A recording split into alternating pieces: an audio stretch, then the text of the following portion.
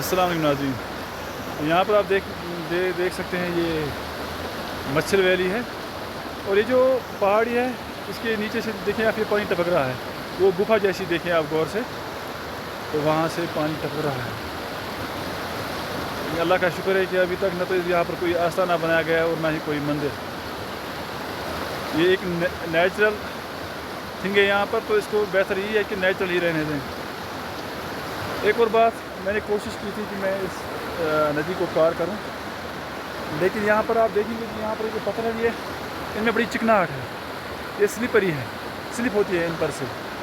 ऐसा अक्सर बेशतर जब हमारे बच्चे एक्सकर्शन जाते हैं तो एक्सकर्शन के दौरान वो कभी फिर पानी पीने जाते हैं या कुछ और मुँह धोने, या उनको गर्मी लगती है तो नहाने लग जाते हैं, तो उसी वजह से उनका पैर फिसल जाता है और वो डूब जाते हैं। तो बेहतर यही है कि इन्हें इससे एहतियात की जाए, खासकर टीचर्स अगर वो एक्सकर्शन जाते हैं तो एक्सकर्शन जाते वक्त इन बातों का ख्याल रखें, बच्चे को किसी भी हालत में वहाँ पानी के करीब न जाने दें।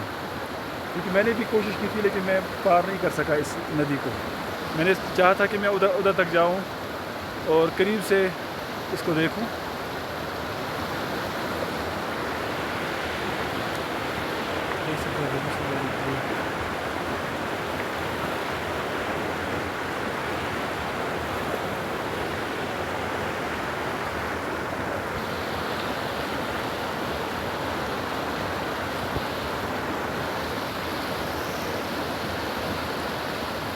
अब देखिए मैंने जूम किया हुआ है,